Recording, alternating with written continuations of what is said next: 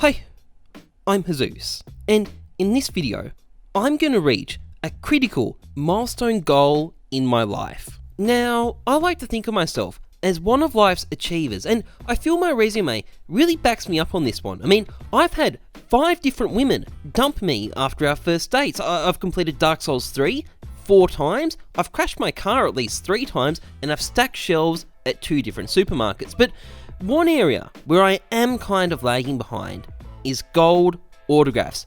I've only ever managed to unbox one of them. It was this flamey gold for a crappy video I made well over a year ago. Now, you know what they say about your first time. You always remember your first time, and that is true, but it's also quite important that there is a second time at some point as well. So, in this video, I'm going to open up Berlin autograph capsules until I unbox my second ever gold. Now, you might be thinking at this point, well, hold on, Heyzeus, you're pulling our leg here, mate. There are no Berlin gold stickers. Valve gave us these things instead. I don't know what they are, but they're definitely not gold. Well, let me tell you, Sonny Jim, that the reality is the Lord has spoken.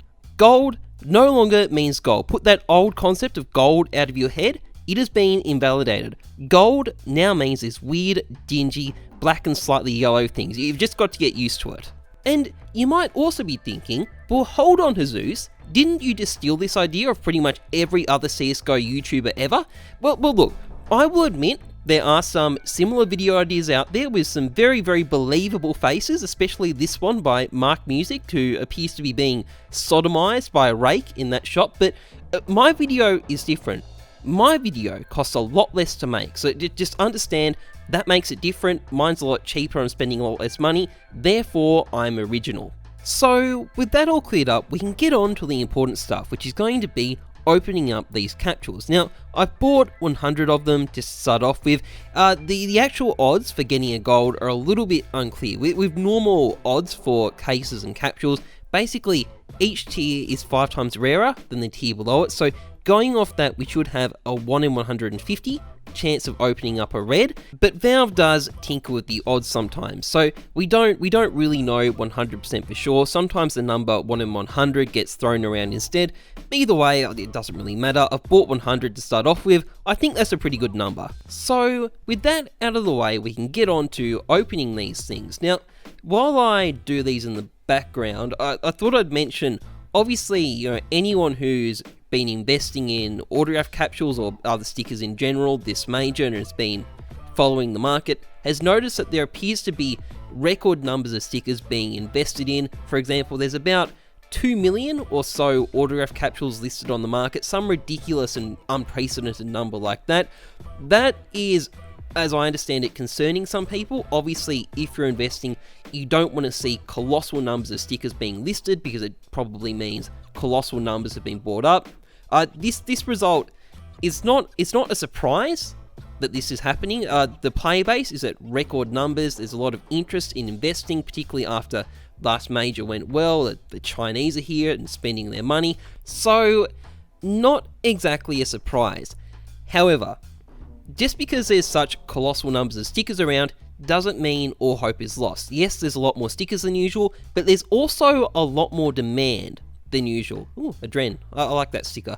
So this could still work out, particularly if the Chinese player base keeps on growing and their seemingly insatiable demand for stickers continues. These things could still do okay. I don't think they'll do as well as the previous major, but they could still do fairly well. And my advice would be to, not panic, just, keep it cool, hold on to your stickers.